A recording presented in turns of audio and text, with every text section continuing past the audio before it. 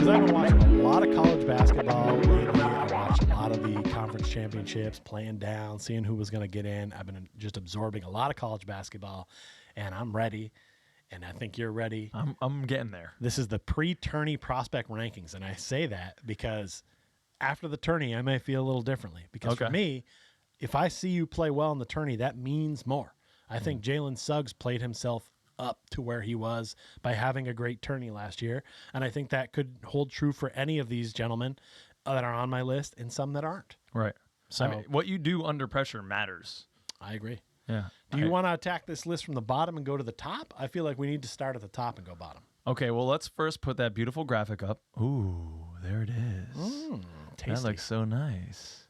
So, I mean, we can see our two top 10 side by side. You have some notables. I didn't bother with that. Yeah, we can kind of read them out for our listeners and then maybe talk about what the major differences are. So you want to read your top 10 out? Yeah, okay. First of all, I went with Jabari Smith. We'll get into him more later. Yeah, no explanation. Just read them out. First of all, I have Jabari Smith. Then I have Jaden Ivey from Purdue. Then at 3, I have Paolo Banchero. And then at number 4, I have Jalen Duren. And then at 5, I have Shaedon Sharpe. I'm not sure if they've decided whether he can come out or not, but if he can, I think he can. He's there. At 6, I've got Chet Holmgren. At 7, Johnny Davis. At 8, Ty Washington. Best name. At 9, Benedict Mathurin.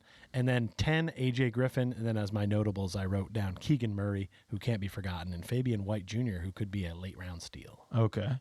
I have at the top, my number 1 overall prospect is Jabari Smith Jr., Paolo Banchero at number 2, Chet Holmgren at 3, Shaedon Sharpe at 4, Jalen Duren at 5, AJ Griffin from Duke at 6, Jaden Ivey at 7, Johnny Davis at 8, Keegan Murray at 9, Benedict Mathurin, I don't know if I'm pronouncing that well, from Arizona at 10. So similar names in the top 10. There are just some mixed up orders at the top. So we both have Jabari Smith and Paolo Banchero 1 and 2. You want? I have Paolo as 3. Oh, you have Paolo as 3. Oh, you have Jaden Ivey as 2.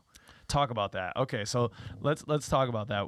Do we want to rap poetic on Jabari Smith at all, or just? Well, first, when I was thinking about doing my rankings, I was kind of doing them based on just the talent that I've seen and whether I think these guys are going to be a good NBA player. Okay. The thing is, a lot of NBA teams do this thing where they think somebody's the best prospect and they just take them. Right. Like, I have Chet Holmgren listed as 6. He's going to go in the top 3. Yeah. But some team's going to make a mistake.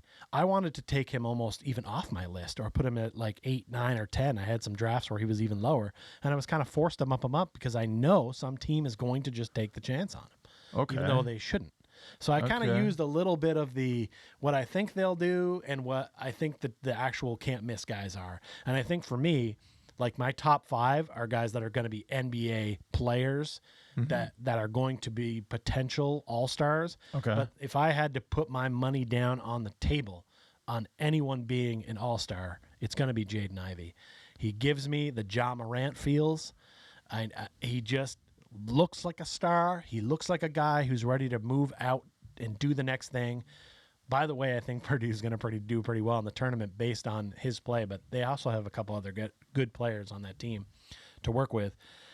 I see a guy who's a winner and finds a way to get baskets and does the right thing with the ball.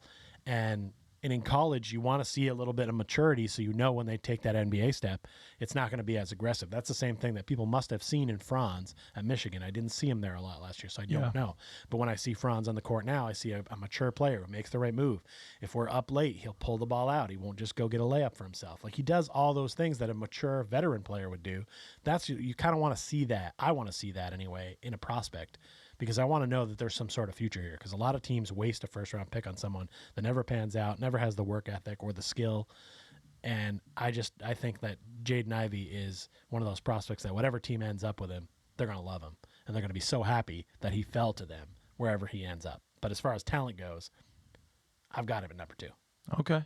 Yeah, I mean, I'll put an asterisk on this. I haven't watched as much college ball as you yet. I plan to just put a dent in my couch this weekend and just get as involved as I possibly can, watching as much as possible, and I'm stoked for that.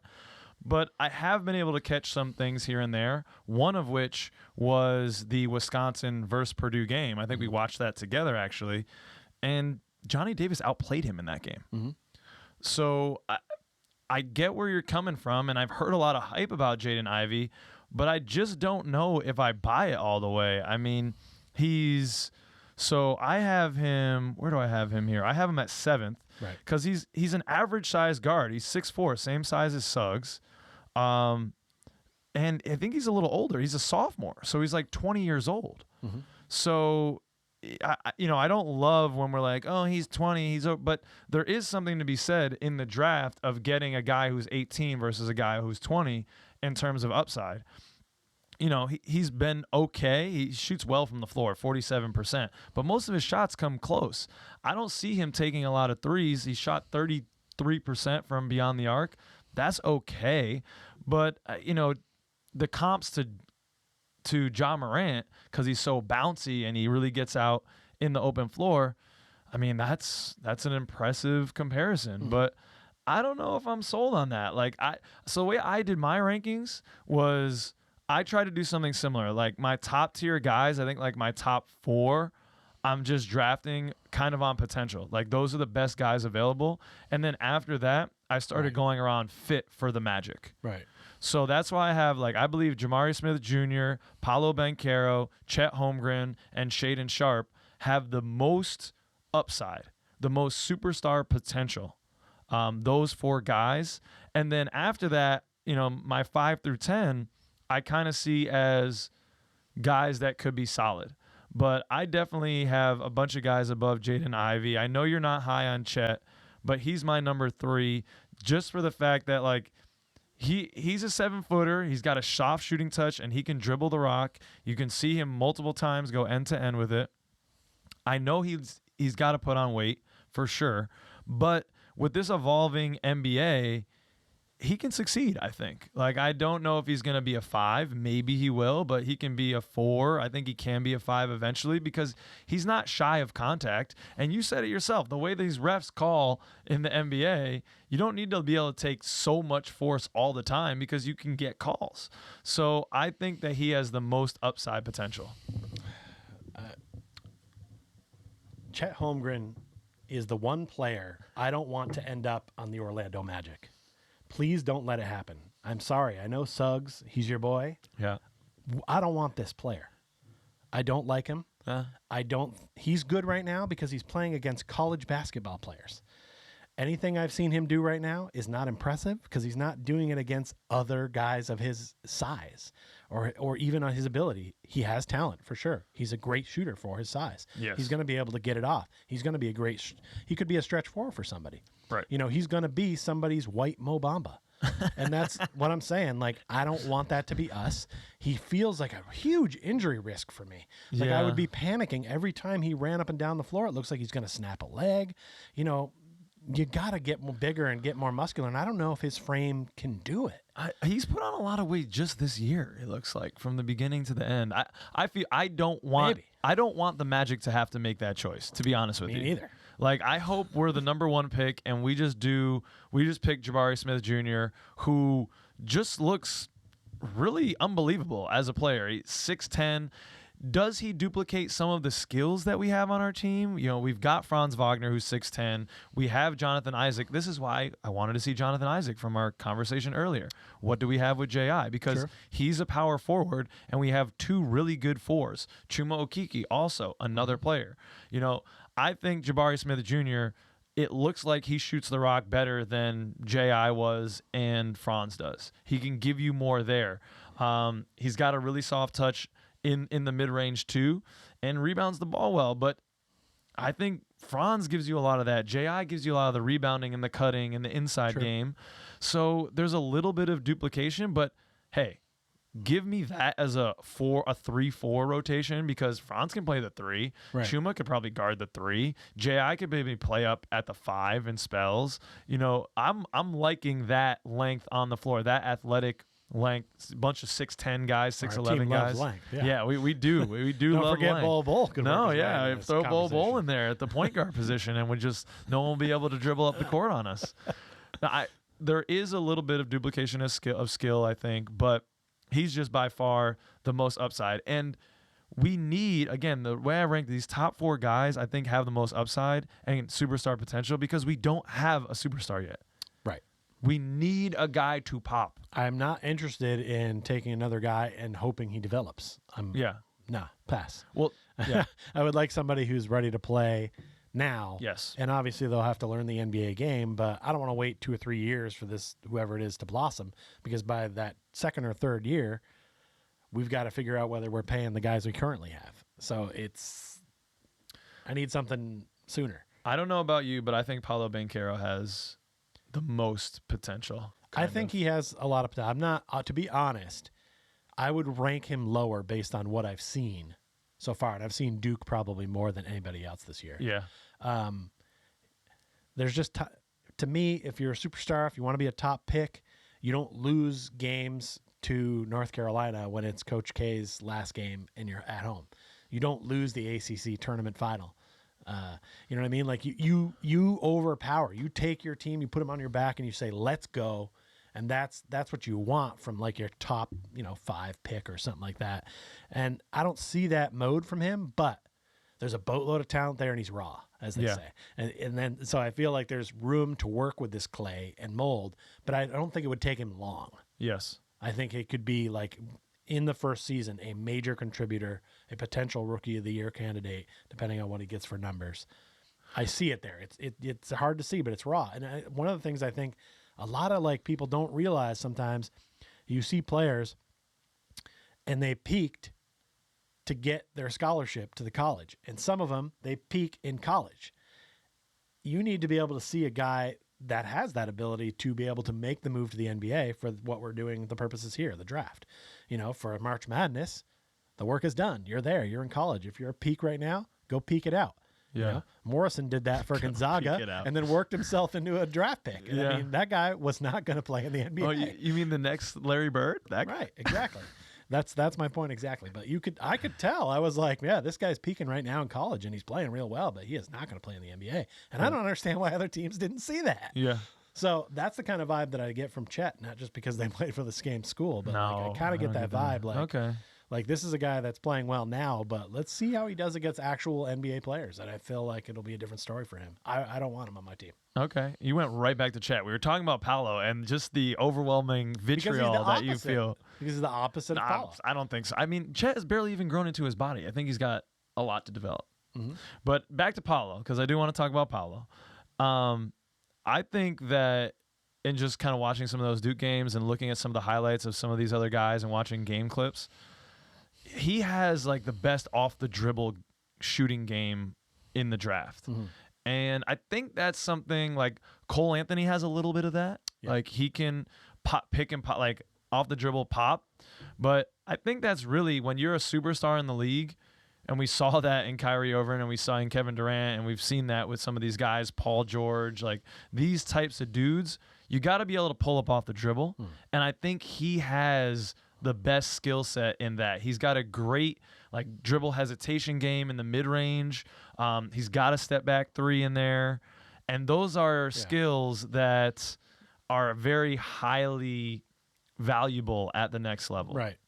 That's why I'm saying his game will translate well to the NBA. I agree with you. So. And I'm almost talking myself like it's a 1 and 1A for me with Jabari Smith Jr. and Paolo Banchero. Yeah, like and if I'm considering for the Magic really, I might even put Paolo above Jabari just because I feel like Paolo's a little bit smaller. Oh, he's still 6'10" though, it says. Jesus. I mean, they don't look like the same player. Like Jabari looks much taller and longer. Oh, and everybody's about 6'9", 6'10" out there. They all kind of look the same at a certain point. I guess Paolo like looks like a 3 to me. He doesn't look like a power forward. He does, yeah. Like Jabari Smith looks like a stretch 4 to me. Yep. So I just kind of see him at the 3 with Franz. Like I feel like we need a solid 3, and that's what I tried to think about as I was going down. Were the needs of the team. Do you want to talk about now, like outside of those we've talked about Jabari Smith, who's at the top of both of our boards. We talked about Paolo Banchero. You have him 3. I have him 2. We discussed Jaden Ivey a little bit. You're very high on him at 2. I have him more down at 7. The next guy that's coming up we talked about Chet, who I have at 3, and you have at 6. The next guy that's on your list at 4 is Jalen Duren. Mm-hmm. I have him at 5. So we both have him kind of similarly there. Why did you put him at your 4? I was impressed when I saw them play. They didn't win the conference championship game, but I was impressed with him. I think he's a great inside defender. Look, does he fit on the Magic team as current? Maybe not. But like, if you just want a true center to go inside and play defense and do the stuff that we think Mo Bamba should be doing, right? That's him. That's what he does. He blocks shots. He plays inside. He does big man shit. and it's like, if that's what you want, it's good. And teams usually like to draft. Big men are harder to find. So, I mean, he's going to go in the top portion of this draft just based on that need. And I really think that this could be a draft where if for some reason we don't get the number 1 pick, but we get like the 3 or the 4 or 5, we could make a selection for someone else and try to find a trade and make some piece move. Because while I like all of these players in the top 5, I could also live with us parting with them, being in the top 10 to still. get something else to stay in the top 10 or move down a few picks, and get another piece, assuming Isaac comes back and plays well. I'm willing to listen to it because I feel like, God, we've talked about the logjam at guard. There's no way we would draft Jaden Ivey, but if he's sitting there at 4 and we get stuck with 4, some team's going to want him, and some team's probably going to be like, "Hey, Magic, we will give you things." A lot of things, because we want a guard. We need Jaden Ivey. Yes. And we'll be like, go on. Yeah. And maybe we take Jaden and maybe we ship them somebody else. But either way, I think there's enough talent at the top of this draft that I'm like, okay, if we don't get the number 1 pick, I'm not that worried. That's why all season I haven't wanted us to tank, because I didn't know what we had for drafts. And nobody was jumping off the page. Now I feel like there's enough things that, like, we're going to get a solid player because we're going to be in the top 5. Right. Well, hopefully. So, I mean, I like to think so. I've run some tankathon simulations that I don't want to speak about where we were in 6th and 7th, and I was like, wow, if this whole season goes by and we get 6th and 7th, that's going to be tough. Back to Jalen Duren, though, because, again, Peach, that's what we started talking about. Right, but I was done. No, I do want to touch on your point about potentially moving in the draft. Maybe we can talk about that at the end, too. Jalen Duren, he's 18, so he's one of the younger players in the draft. Like you said, I agree with everything you said. He's a center. He's 6'11". He's got the physicality down low, which infuriates me to no end with Mo. I thought we saw a little hint of that in the Mo Bamba breakout game, and with Markelle coming back, it looked like he was crashing the board a little bit more. We'll see. But it might be nice to just kind of take a restart on a backup center, because Wendell, I mean, for me, he's impressed me to no ends this year. That's his spot. But we still do need a really solid backup big. Do you want to wait? You want to, use that pick, a top 5, top 6 pick, if we fall? Because I imagine we won't take Jalen Duren unless we fall out of the top 3 or 4. Because he seems like on draft boards he's in kind of like the 5 to 10 range. If we could get Duren at 4 or 5, right, I'm cool with that. Yeah. Well, I think he works well as the backup big for Wendell. Like, him coming off the bench and the physicality that he has, he's got a nice right, it's a start next year. Yeah. He's got a good mid-range game. What I like about him is that when he gets the rock off the boards, he always looks up. Mm-hmm. Like, he's always looking for the outlet pass. Sometimes that leads him into some squirrely turnovers, but I like that he has kind of that Kevin Love mentality almost. Gets it, immediately heads up, looking for a deep outlet, looking to push the ball. He's good in transition because he's so athletic. He's underwhelmed a little bit at Memphis. That may be hurting his draft stock, but I don't see the breakout. That's why I kind of had him down at 5, and I'd be happy to have him on the team, but he's not going to be the franchise changer. He's going to be a good NBA player, but he's going to be the backup for Wendell, and then maybe he, fights for Wendell for that starter spot in his like 2nd or 3rd year. I don't see him breaking out much. He doesn't have much of a shot to speak of outside of a little 18-footer, which is good, but there's no type of three. He hasn't really made many attempts. And I think, unfortunately, I know you don't like it. But you need to shoot a three. Not as a center. You do. I think you do. It's nice if you can, but it's not necessary. I mean, with the best centers in the league, Embiid shoots it, Jokic shoots it. The only guy who really doesn't is Rudy Gobert, and everyone shits on him because he doesn't. So, I mean, he's still one of the best defensive players in the league, and Utah has consistently been there, but they haven't gone over the top. So I don't think Rudy Gobert shooting threes is the reason. No. I'm just. But point made. Yeah. Yeah, I'm trying to make a point. Maybe it's not the best one. Well, I get that. Most people are adding the three to their game now, but like you said, he's 18. He's young. He's raw. He can change. I do feel like the putty is on the wheel. Yeah, you feel that he can be a superstar. Could be made into a superstar. Okay. Whether he decides to put enough water on there and pump the thing and get that going, that's up to him. But I think that I like your pottery demonstration. It's a nice metaphor. Yeah, man. I love that stuff. Happy with that. All right. That's enough for the Jalen Duren. So another guy that we flip-flop these two. We flip-flop Shaedon Sharpe and Jalen Duren.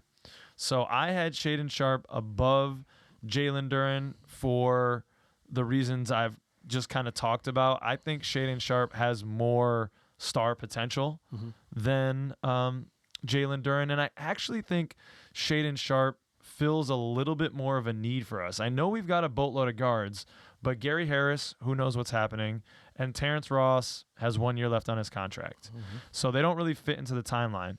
Shaedon Sharpe is 18, right? He's a 6'6" guard. Yep. And he shot really well. I know it's in high school, but he shot 45% from three. He was the number one prospect coming out of high school. Right. Givani and Schmitz, two really notable NBA draft guys, said that Sharpe's size, frame, explosiveness, dynamic shot making, and overall scoring instincts make him one of the most talented wing prospects in his draft class. And I do think we need a wing. He has a 7-foot wingspan. And I do think we need like some twos. Like I think he could be potentially a better player than an RJ Hampton. And that would be a great spot to have. Imagine like Markelle and him or Jalen and him at the 1 and 2. That is some serious defensive length at, in the front court, in the back court. Yeah, you're right. Where we're lacking really right now with the guards is size and length. And with Cole, if we take Franz and put him on one of their best scorers, then he wears himself out on defense and he doesn't show up on the offensive side, and we kind of need him on the offensive side. Yeah. So it'd be nice to have somebody else that can do that. And you're right, everything that you see on paper and all that kind of stuff, it leans towards this guy has got to be a high pick. He just has a huge ceiling. There's not a lot to have seen because he's 1 year here in Kentucky, but the one game I saw of him, and also Ty Washington played well in that game as well. Kentucky's pretty nice right now. Like they could win. Is Shaedon Sharpe playing now? Is he not? I don't think he was playing. I mean, the article I read today, it could have been a couple weeks old. He was still sitting, but I don't know. I guess maybe I saw, maybe it was somebody else that I saw. Okay. I don't know. Maybe they have another Sharpe. I would love it if he's playing because I want to see him in the tournament, but I didn't think he was going to play this year. Oh. He's just sitting. He came up late on the Wildcats, Must have been somebody and else they said that he was going to be sitting for the rest of the year. I don't know if that changed. I don't know. So let us know in the comments if that has changed. Okay. Well, maybe, but I did see Ty Washington. I know it was him because I saw them put up a graphic about him. But you got to take a shot on him. I don't want it to be us necessarily, and I don't think it will be because I don't think we're going for that. Yeah. I mean, it's another guard, and people would be like, another guard, really? It's another one of those, if we end up getting moved down to 5, 6, 7, and he's there. Yeah. You take a shot. Pull the trig. Right. But it's not really ideally who we probably want right now. And, we'll look back at this video in a couple of years and be like, oh, my God, like I was the MVP. What are you doing? You never know. But that's what's fun. Actually, it's kind of fun. This is it's fun to do this now because we can look back at how smart or stupid we are and get more videos out of it in the future. It'll be awesome. Yeah, this is even before the tourney. This might change within the next month. Exactly, yeah. I want to do this again in the off season after we've seen some stuff. But, yeah. So we have those two guys flip-flopped. Then next, it kind of gets into a little bit of a hodgepodge. I got AJ Griffin much higher than you. He's my 6th. He's your 10th. Mm-hmm. I mean, I this is when I was really trying to figure out best fit. Like, I even put him above Jaden Ivey. Number one, because of the age. AJ Griffin is 18 years old. Jaden Ivey's 20 already. They have similar-ish numbers on per 36. Jaden Ivey scoring 4 more points, but AJ Griffin's getting another rebound, and Jaden Ivey's getting some more assists. But really, the reason I have him is he just looks like a solid spot-up shooter. He hit 46% from 3 so far in his first college year. Yeah, like that's one of the better shooters at the top of the draft coming out. And again, that 6'6" length. I don't think we need any more guards, but if you kind of have to sometimes go with what the draft is giving you, and outside of like Jabari Smith, Paul, there's a lot of height at the top, and then it kind of goes guard heavy. So I think if we're gonna get a guard, I want a 2 guard, a 2 that can play the 3 maybe, instead of a Jaden Ivey or a Johnny Davis who are more 1 guards. AJ Griffin only made my top 10 because he's in other people's top 10s. Okay. I'm going to use these suckers right here. It's called the eye test. I've watched Duke a lot. Yeah. Name does not stick out to me. Okay. When I was looking at the prospect list, I looked at it. I was like, who's AJ Griffin play for? And I was like, Duke? I've watched a ton of Duke. I didn't see this guy. He should have jumped off the page enough that I know who he was. Fair. If he's going to be that high, and he hasn't. Fair. I respect all the talent he may have, and that's all well and good, but I'm just using my eye test. And this guy did not jump off the screen to me and make himself be known. And sometimes guys get drafted because they're on good teams. They're on great teams like Duke, coached by Coach K, and like the team plays well, and they have Banchero, who's a great player, so he gets some rub. He gets some of those assists or whatever it is, and I think that could be what's going on here. And I'm not willing to be fooled by that smokescreen. I feel like there are better players. Well, yeah, I mean, I have Jaden Ivey behind him, and to your point, I mean, Jaden Ivey's kind of carrying that Purdue team, right? I don't know. They've got a couple other solid players, but he's definitely he has more star power. He's the engine that makes that train go, that Boilermaker go. All right. It's not Clay, but it's all right. Now, you have Johnny Davis 7, and I have Johnny Davis 8. You want to wrap Poetic on him? Yeah, Johnny Davis is a great player. He could end up being one of the steals of this draft, but I don't think he's going to go much higher. Right. I think we've got him in a good spot in that bottom of the top 10. Somebody's just going to enjoy getting Johnny Davis at that spot, I think, as long as he fits the bill. I don't know so he would fit our bill. I don't think we would go for him, nor do I think there'd be better players on the board probably when we're drafting. So probably. It's not really a factor to us, but somebody is going to enjoy them some Johnny Davis. Yeah, I mean, I guess I was just kind of slotting him. He plays point guard, but I would slot him more as like a 2 guard for us. We've got enough ball handlers. Mm-hmm. He's just kind of a walking bucket. He's averaging 21 points a game for Wisconsin, and he can shoot off the dribble. The only concern is he shot 24% from 3 this year. Mm-hmm. Like, do we need another subpar guard from 3? I think we have our fill with that. Like, Cole's been up and down. He's shown he can do well. Jalen's been up and down. Hopefully he can do well. Markelle has historically struggled from 3. I think we got enough guards who are mediocre from the 3. We got to get those guys to develop before we draft another one. But yeah, absolutely. Maybe we could slot him over, not have to pay Gary Harris as much as I love him on defense, and maybe get something for Terrence Ross, and then just have another young guy in the mix and hope he develops. I don't know. Yeah, I think more or less I'd just like to wish Johnny Davis well on whatever team he ends up on. Yeah. I don't think it's going to be that's kind of how we feel about probably everyone below 5, because if we're picking below 5, I'm crying a lot. These I'm are the kind drinking of a guys lot. that, like, if I suggested, like, we would trade down, like somebody really wants Ivy or somebody really wants Duren, and we want to swing down a little bit, we could end up making a pick here and then get another first-round pick next year. I don't. So it's possible that we could get some people in here. And a guy we haven't talked about yet is Benedict Mathurin, who, man, Arizona. I only made pick 2 brackets, ladies and gentlemen, and on one of them I have Arizona winning. I think they're a well-coached team. I think he's arguably their best player. I think he could be a steal in a late round. If we ended up with him because we traded down, I wouldn't be sad about it. I think he's a nice player. I think he's just RJ Hampton. Like, he's Nope. a 19-year-old, 6'7". I like the length for that guard position because we are sometimes short at the guard. Cole kind of forces that. I think Markelle and Jalen have pretty decent height and wingspan, but we need some more length out there.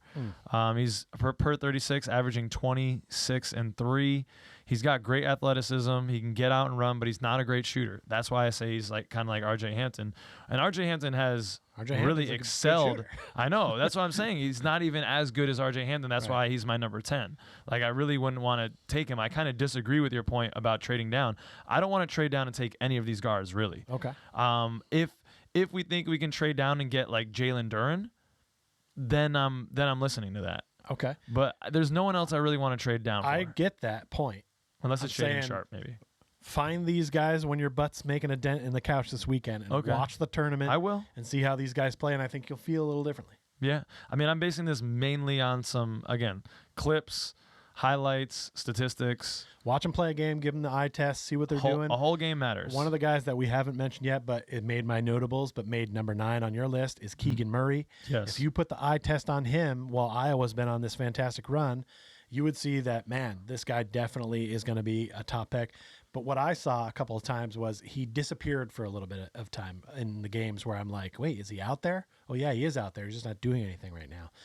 But that team was kind of on a roll and didn't always need him, so it was kind of doing well.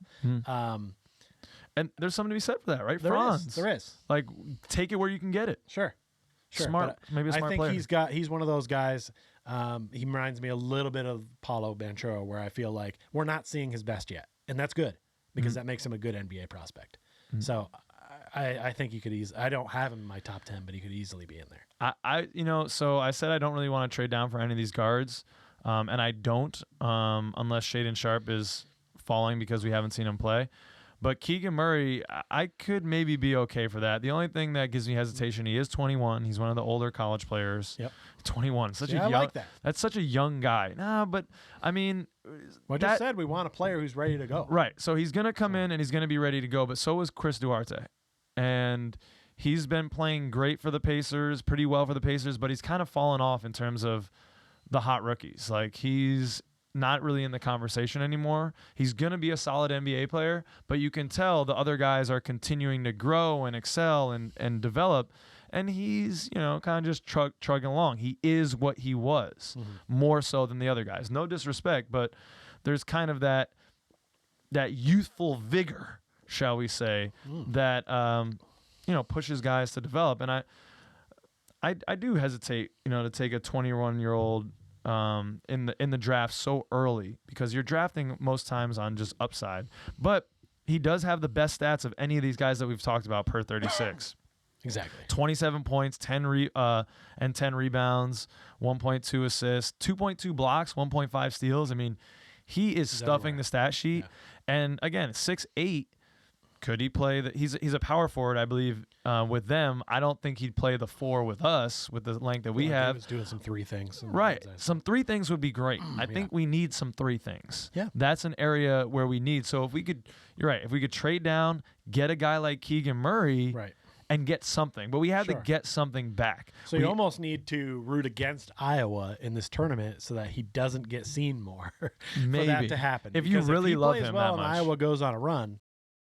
I'm not talking about trading that far back. I'm talking about trading like still within the top 10, maybe 11. Me too. Yeah. I mean, I think he'll be in the top 10 or maybe 11, 12. He should go around there. Yeah. So I don't think that's a stretch. I just think, what do we get back? I don't know. That's it could be anything. It's almost too infinite to consider. Players, probably not, but it could also be draft picks in this year's or next. I mean, you have no idea who's going to come to the table for what. Depends on how bad they want whatever we're in line to get. So yeah, and what piece are we going to get? Because if we trade back, I want a piece with it that can help us, and that pick. I don't necessarily want like a future asset anymore. I don't really want either. that anymore. No. We're here. We need to start developing. We're gonna now. have 2 number 1 picks. In Right, the exactly. following We months, already don't- have a stockpile. But if we could move up, Yeah, but then I want someone back, and I'm looking at like Tankathon's mock draft. It's just purely in order, so it's not obviously but you look at the teams at like 7 through 12. So you have the Spurs at 7. Portland has both 8 and 9. Knicks are at 10. The Grizzlies are at 11 from the Lakers. The Washington Wizards are at 12. Hornets are at 13. Hawks are at 14.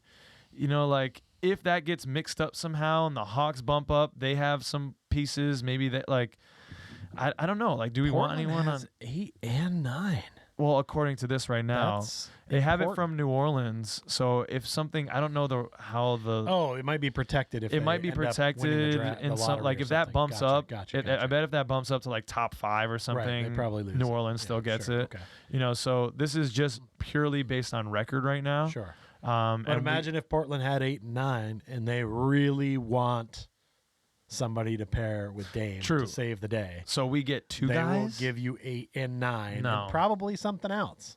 No, they already offloaded all their stuff. They're not gonna I don't want 2 more guys, and I don't want 2 more young guys. I want if I'm gonna trade. Who said we had to use both those guys? We could trade one of them. Sure. Okay. All right. Now we're doing all types That's what of I'm saying. mental There's gymnastics. too many infinite things for us Yeah. to really sit and say You're right. what could happen when it comes to trades and You're all right. that kind of stuff because there's way too many dealings. And our brains our domes Yeah. are simply just not the same size as Weltman there. So we'll just leave it up to his magnificent dome and trust in that huge cranium of his Yeah. to make the right choice. They were cooking us something up. A spicy meatball, maybe. Yeah. Yes. The last guy we did not mention at all, but I want to mention is Fabian White Jr. with Houston. Houston could go on a run.